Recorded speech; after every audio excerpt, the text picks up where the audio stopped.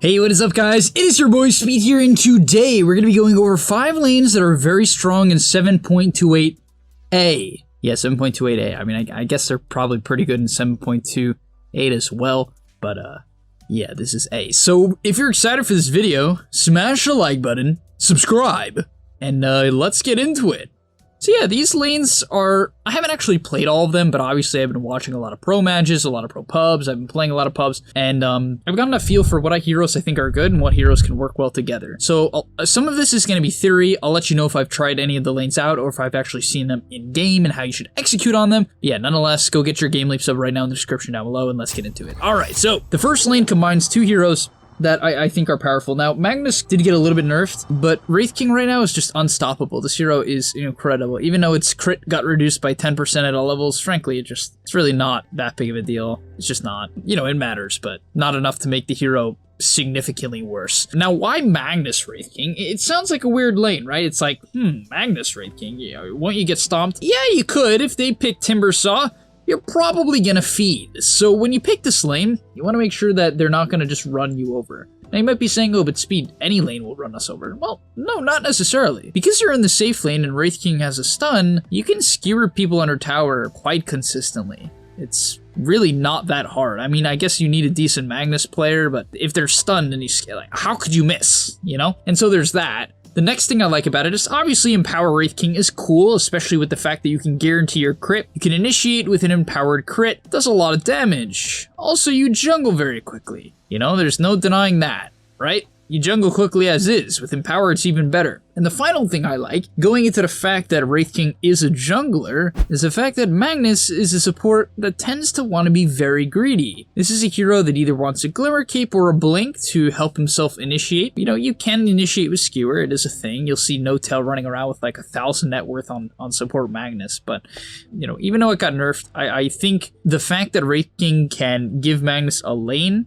is very powerful, right? Magnus does fine by himself. He has a nuke to secure creeps, a nuke to drag creeps off towers, plenty of damage to contest waves, and a disengage spell if he gets dove. And so all in all, this hero is incredibly good at taking dead lanes, and Wraith King is really good at giving dead lanes. And so I think that combination of heroes is incredible. And the last thing that's important to note is that Magnus thrives, well, any team fighter thrives, but sure, let's use Magnus as this example. Magnus thrives with RP when someone can go in first. Whether or not it's a Clockwork Tide, Wraith King, it doesn't matter. But when someone goes in first, they naturally get gone on. And when they get gone on, people clump up. And when people clump up, they get RP'd. So yeah, I think this combo just makes a lot of sense in my mind. I think you can even tri-lane around it. You could pick like Wraith King, CM Magnus, just to really guarantee him a good lane. Then yeah, let's get into the second lane. And the second lane is Ogre Monkey King. By the way, Monkey King is so much fun to play right now. I know it's not like, this hero got like insane changes, but the shard, not everyone's buying it, but like, it feels so nice. I mean, I played a game of Monkey King and I was farming so fast. The rate you go from camp to camp is absurd. It's absurd. And when you pick up your Aghanim Scepter with your like Orb of Corrosion, Diffusal, Midas, which is personally what I went, it is insane how fast you farm. I'll repeat that again. I went Treads with 2 Wraith Bands. I think I had a Wand to fight. I went like a very heavy stats build, so I had 2 Wraith Bands, Treads, Wand, Orb of Corrosion. Very strong early game. Then I went Midas, Diffusal, Ags. Yeah, that was my build. Then it was like Satanic Abyssal, something like that. But essentially, it feels so good. Now, why Ogre? Well, I mean, honestly, it's not that complex. Ogre is nice with Monkey. The attack speed's good for farming. I guess he could pick Magnus as well. It's not bad. But yeah, Ogre's really good in lane with Monkey. It's as simple as that.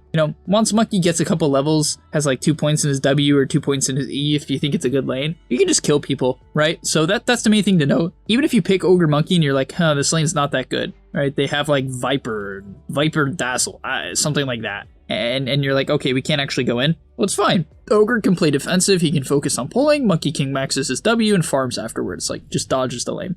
So that's an option. Another reason why I like Monkey. And then yeah, if it's a good lane, Monkey takes 2 point in Jingu, the Ogre takes his stun and his W, you can even take a point in Bloodlust, you can go Bloodlust and the stun, right? So you can go Bloodlust stun instead of Ignite Bloodlust. I'm sorry, instead of Ignite and Fire Blast, you can go Fire Blast and Bloodlust, and you can just, Bloodlust on Monkey King. I keep saying so many Bloodlusts. But yeah, you give him the spell that gives attack speed and movement speed. And the Monkey King goes ham, right? This hero is incredibly tanky with 1 Bloodlust and 1 stun. It's basically guaranteed Jingu, and so yeah, I'm a huge fan of this combo. Even mid-game, it's good. Ogre Magi can bait, and you really want a hero. When you're playing Monkey King, you want some hero that can initiate and just go in, because it's similar to Magnus ulti, right? It's the same concept. If someone can go in first, your ulti is gonna be just more effective, so there's that. Next up on the list is one I actually saw, BREWMASTER. I made a BREWMASTER guide. I think it was for the website. Yeah, I made it for the website. I made a video on it. Wait, was it for the website? Maybe it's for YouTube. I don't know.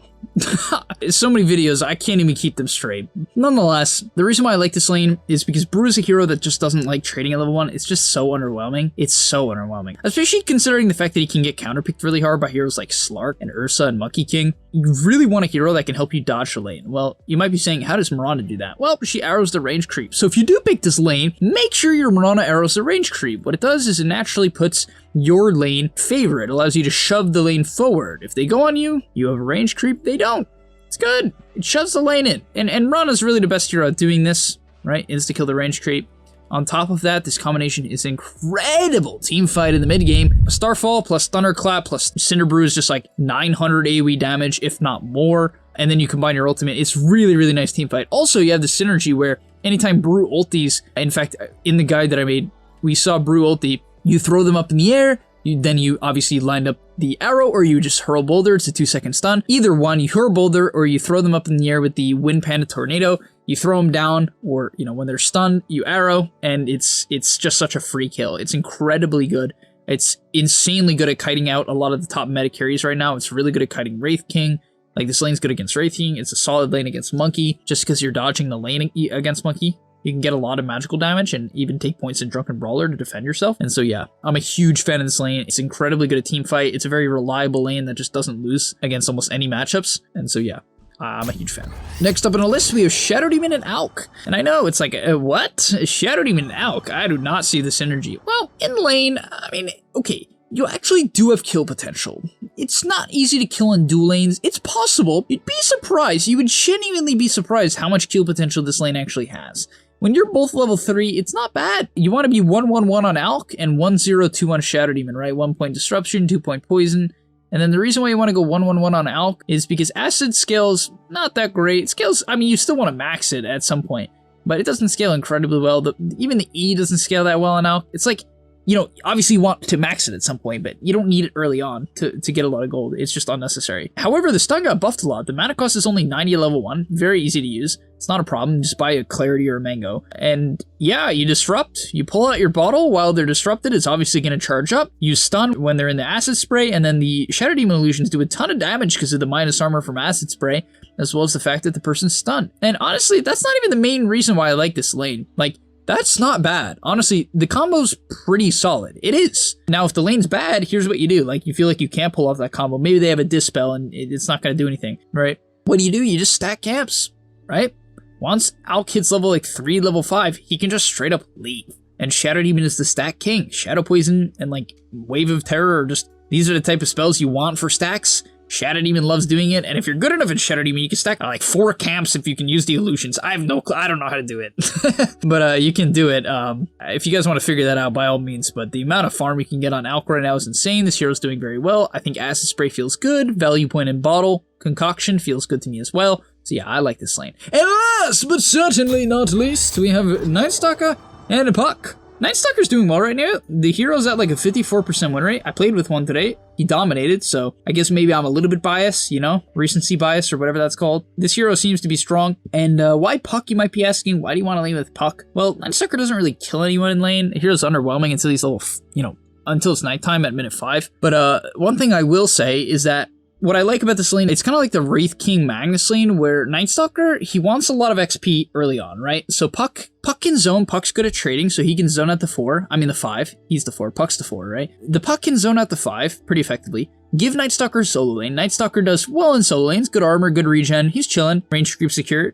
He's fine. He'll get his XP. Minute 5, they can go for kills together, right? They're both really good at diving. These heroes are incredibly good. A lot of chip damage too. Or the Nightstalker can roam and Puck can take lane. And Puck is one of the supports that's kind of like Magnus, where he's really good at solo laning.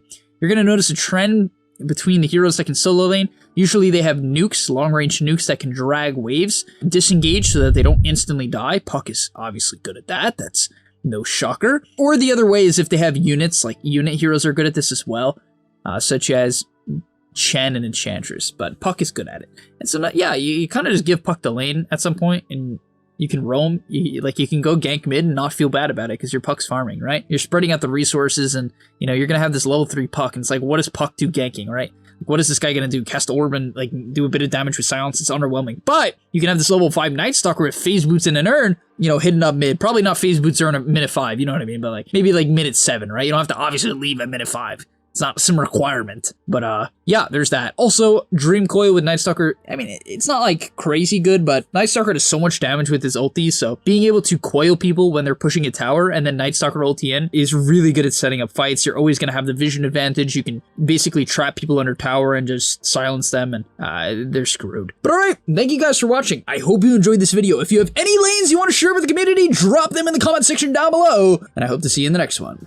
Peace. And we've been waiting a lifetime for this patch. Speaking of lifetime, gameleap is currently doing a $50 off sale on their lifetime sub. So if you're looking for thousands of videos and new daily content every day, you can get a lifetime sub for $50 off right now. This is a special we're doing for the new patch to celebrate. So click the link down below, sign up now, you won't regret it. It's quite a large discount. So I really recommend that you guys take advantage of it, and I'll see you there.